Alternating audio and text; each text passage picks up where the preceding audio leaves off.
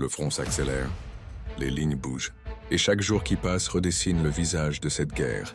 Bienvenue combattants de l'information, fidèles spectateurs et stratèges en herbe. Aujourd'hui, on vous dévoile les bilans des jours 138 et 1239 de l'opération militaire spéciale. 2 journées où la pression russe ne faiblit pas, où les gains tactiques s'accumulent et où l'Ukraine résiste, mais avec de plus en plus de difficultés. Des rives de Kherson au chaudron infernal de Pokrovsk, en passant par les percées vers Dnipropetrovsk, ce sont des opérations coordonnées, une stratégie bien huilée et un ennemi qui tente désespérément de contenir la tempête. Alors si vous voulez comprendre comment se dessinent les prochaines étapes de ce conflit, si vous voulez voir la carte du front changer sous vos yeux, c'est ici que ça se passe. Abonnez-vous, activez la cloche et restez jusqu'à la fin, parce que chaque détail compte dans cette guerre. Résumé du 15 juillet, 2025 jours. Plelbos 38 du SVO. Front de Kherson. Guerre d'artillerie et dégâts stratégiques. Les forces russes bombardent Kherson et plusieurs localités clés, détruisant un radar, des stations de guerre électronique et 2 entrepôts. L'Ukraine riposte avec 78 tirs sur 11 villages de la rive gauche. Secteur de Zaporizhia.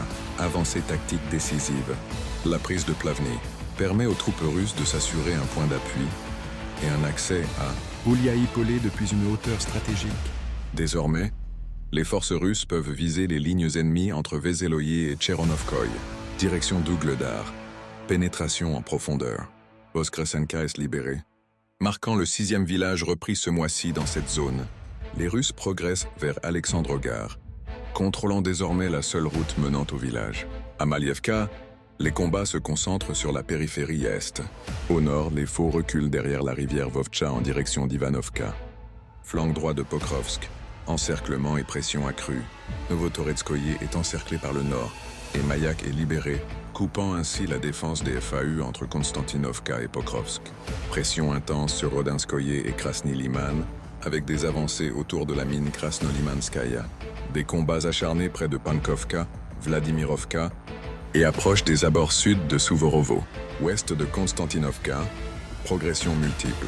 Entrée dans Roussino Yar, avec engagement sur les hauteurs orientales. Extension de la zone contrôlée à Yablonovka et reprise de Petrovka à l'ouest de Toretsk. Avancée vers Meskoï, avec contrôle établi sur la route reliant à Konstantinovka via Verolyubovka.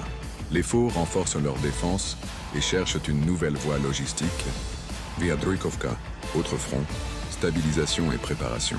Siversk, pas de changement notable. Krasnolimansk, renforcement russe à Kolodesi, Zelena Dolina et progression légère vers Novomikhailovka. Kupiansk, reprise de position perdue à Stepova.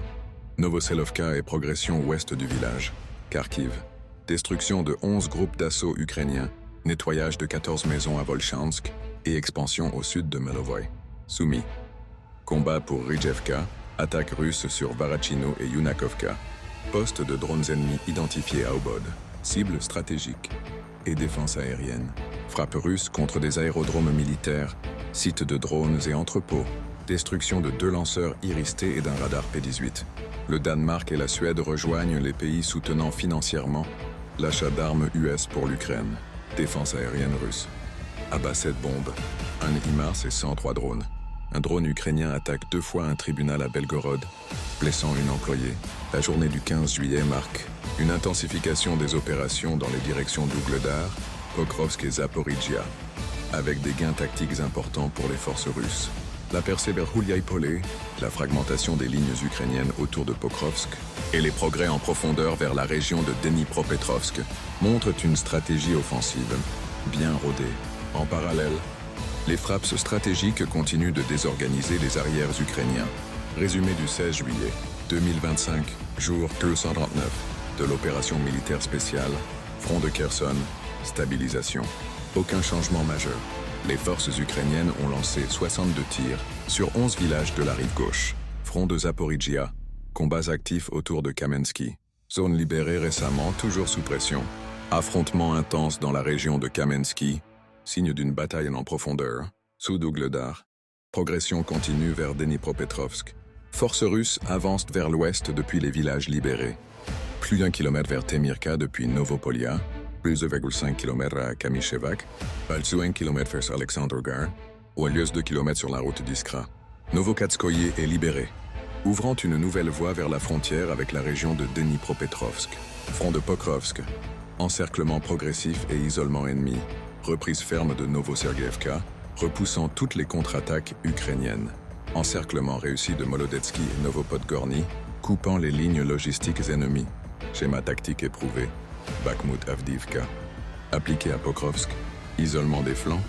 Plus pression sur logistique. Trachy, effondrement progressif. Batailles acharnées. Périphérie et de Rodensky. Avancée à l'ouest de Fedorovka. Assaut sur Boykovka. Contrôle accru autour de la mine Krasnolimanskaya. Direction Konstantinovka. Pression croissante sur le flanc droit. Shcherbinovka visée après sa libération. Pression accrue sur Yablonovka, Alexandro Kalinovo et le couloir Dilevka-Belaya Gora Alexandro Shultino, forçant l'Ukraine à retirer ses unités vers Berestok-Ivanovka. Cela pourrait libérer le nœud défensif de Klebanvik, point crucial pour la défense de Toretsk.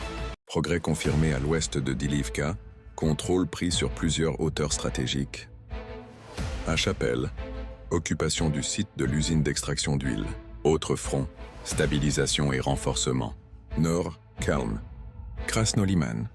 Élargissement de la tête de pont à l'ouest de la rivière Nitrius, contrôle établi au nord de Srednoï. Et dans plus de la moitié de Karpovka. Kupiansk. Avancée dans la région de Krasnoyarsk. Kharkiv. Accalmie relative à Liptsi mais offensive montante à Volchansk. Attaque forestière. Prise d'assaut de Goudron à l'est. Progression au sud vers Katnoï et Grange. Ukraine stabilise grâce à des renforts, dont des unités drones spécialisées. Frontière de Soumy. Tension persistante.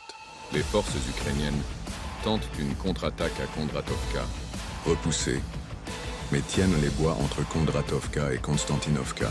Nouvelles unités spéciales Rhinos engagées près d'Alexeevka.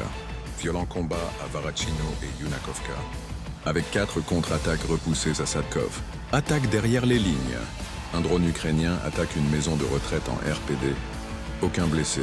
Civil blessé à Blagoveshchenko, Zaporizhia, dans la région de Belgorod. Un drone attaque une moissonneuse-batteuse. Le conducteur est blessé. Cible stratégique et pertes ennemies. Abattu. 8 MiG-21 ukrainien. 2 lanceurs Iris TS-300 PS. 1 radar Rada. 4 bombes aériennes. Portadrones ukrainiens. Fraps nocturnes massives. Les forces russes frappent des cibles militaires dans 7 régions. Vinitsa, usine polonaise Barlinek touchée. Kharkiv, entreprise de développement et maintenance aéronautique. Kryvyi, usine de turbines. Odessa Izmailov, stockage de gaz. Kramatorsk, frappe massive sur une ancienne cave utilisée comme base temporaire.